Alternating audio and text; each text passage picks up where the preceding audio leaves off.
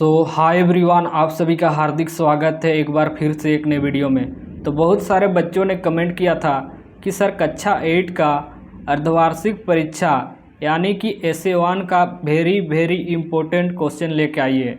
तो आप लोगों के डिमांड पे हाजिर है कक्षा 8 की अर्धवार्षिक परीक्षा का वेरी इम्पोर्टेंट क्वेश्चन। हूबहू तुम्हें इसी तरह के प्रश्न पूछे जाएंगे अपने अर्धवार्षिक परीक्षा में। और बता दूं, हम लोग टोटल 3 सेट करने वाले हैं। आज हम लोग तुम्हें करवाएंगे सेट 1। अगर तुम तीनों सेट कर लेते हो तो तुम अपने स्कूल के एग्ज़ाम में 100% मार्क्स ला रहे होगे। तो अगर इस चैनल पे नए हो तो चैनल को सब्सक्राइब कर दो और दोस्तों के साथ शेयर कर दो।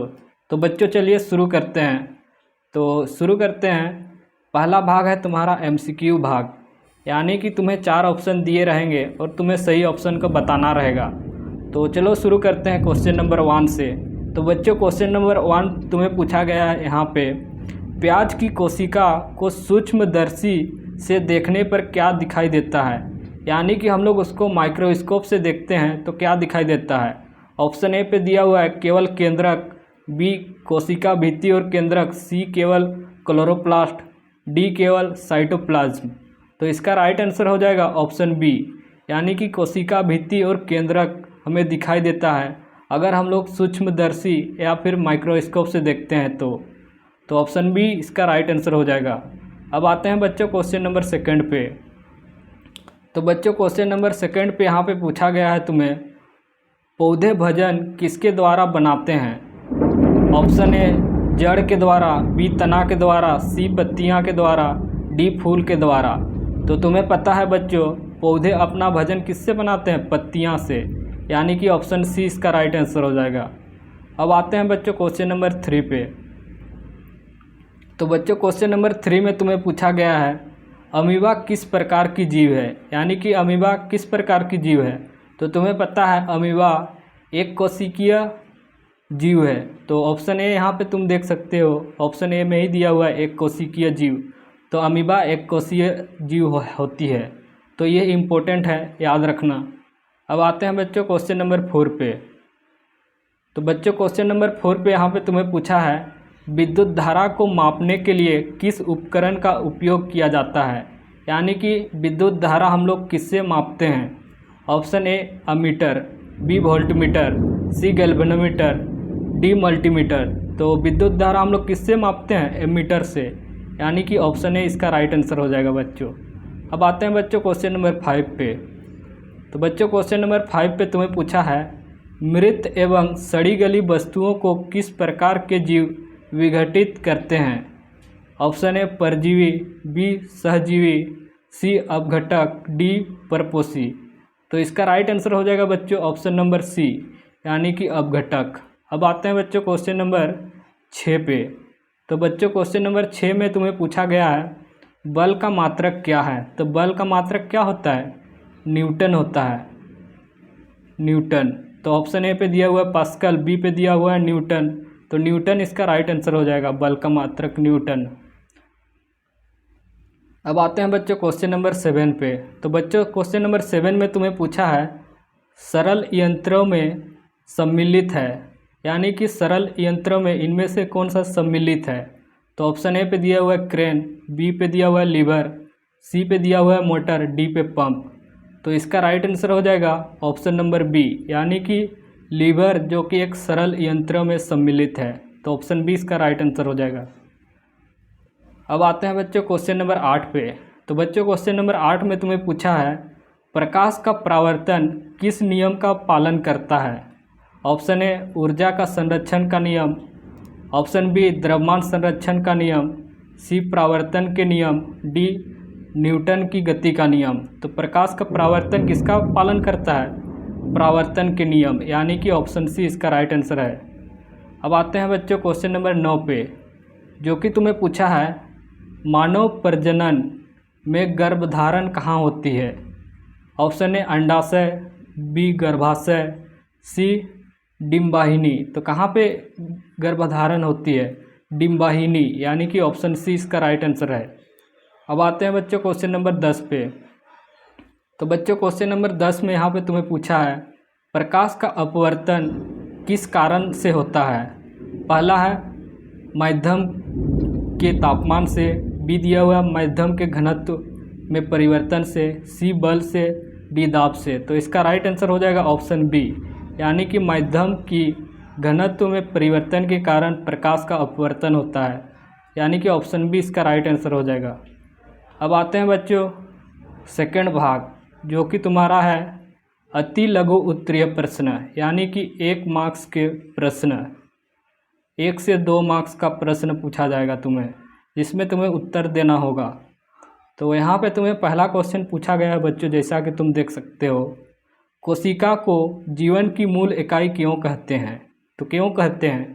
तो इसका सही उत्तर है क्योंकि वह जीवों की संरचनात्मक और क्रियाओं का छोटी इकाई है, इसीलिए हम लोग कोशिका को जीवन की मूल इकाई कहते हैं।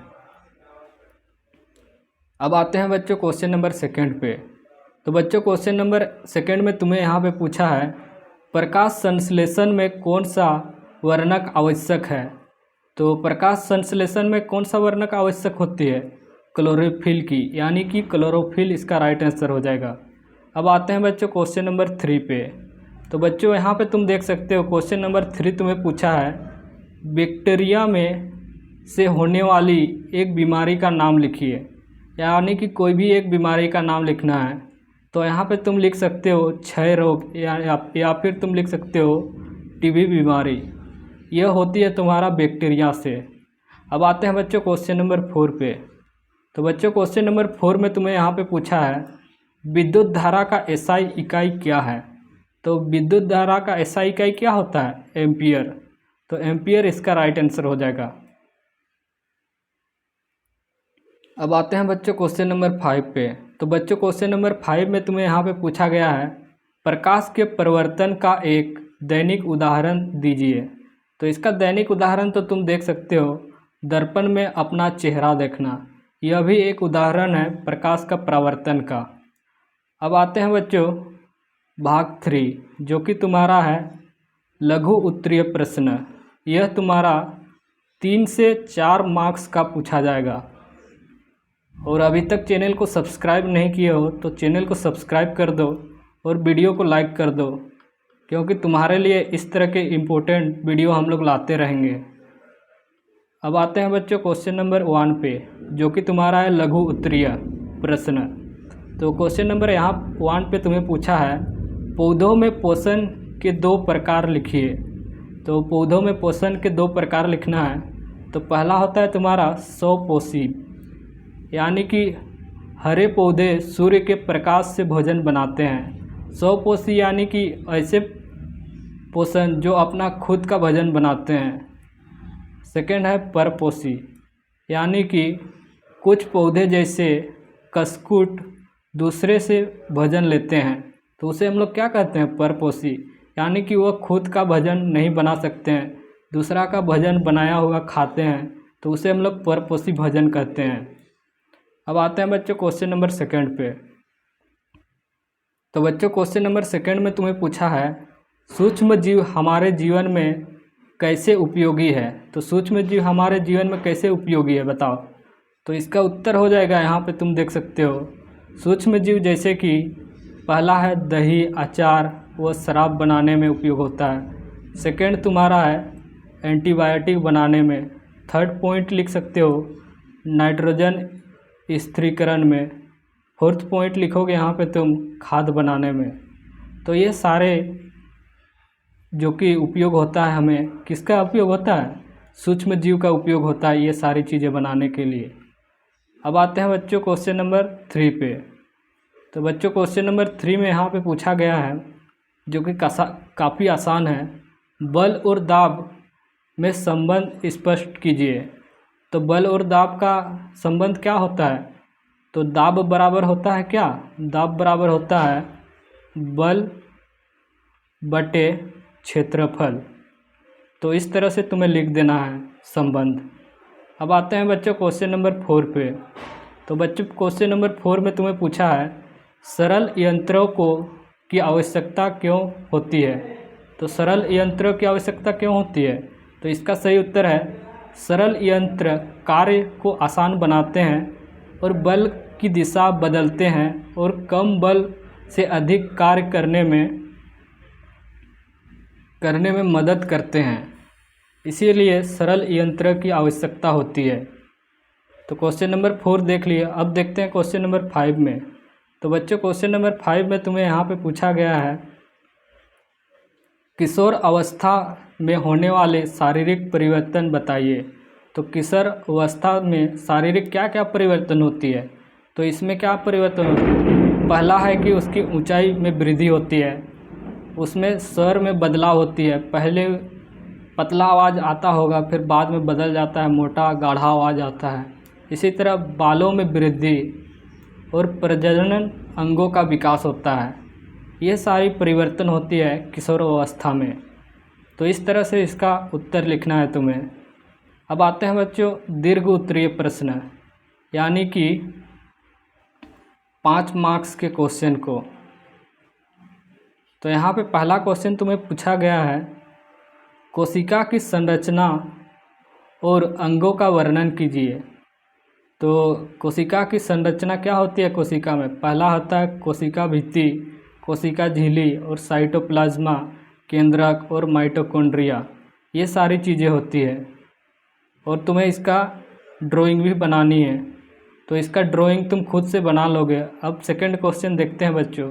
क्वेश्चन नंबर 2 तुम्हें पूछा है, प्रकाश संश्लेषण की प्रक्रिया को समझाइए। तो पहला पॉइंट यहाँ पे दे के लिखोगे, यहाँ पे पौधे सूर्य के प्रकाश की उपस्थिति में कार्बन डाइऑक्साइड और पानी से भोजन यानी कि ग्लूकोज बनाते हैं। यानी कि कार्बन डाइऑक्साइड लेते हैं पहला बात, दूसरा है पानी। इन दोनों को मिलाकर भोजन बनाते हैं पौधे। सेकंड पॉइंट लिखोगे, इसमें क्लोरोफिल और सूर्य का प्रकाश आवश्यक है। यानी कि क्लोरोफिल और सूर्य का प्रकाश होना जरूरी है, तभी बनाएंगे भोजन। थर्ड पॉइंट लिखोगे, उप उत्पाद के रूप में ऑक्सीजन निकलती है। यानी कि भोजन बनाने के बाद ये ऑक्सीजन देते हैं और फिर इसका समीकरण तुम इस तरह से लिख दोगे।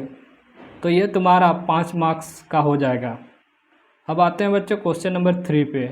तो बच्चों क्वेश्चन नंबर 3 में पूछा है, सूक्ष्म जीवों से होने वाले लाभ और हानि बताइए।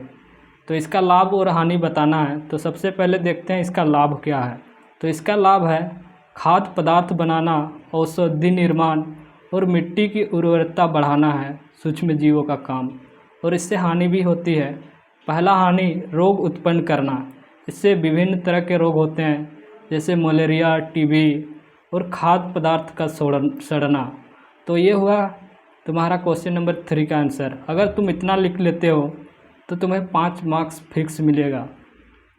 और अगर अभी तक चैनल को सब्सक्राइब नहीं किए हो तो चैनल को सब्सक्राइब कर दो और दोस्तों का साथ शेयर कर दो। इसी तरह का वीडियो तुम्हें मिलता ही रहेगा हमारे इस चैनल पे। तो मिलते हैं एक और नए वीडियो के साथ।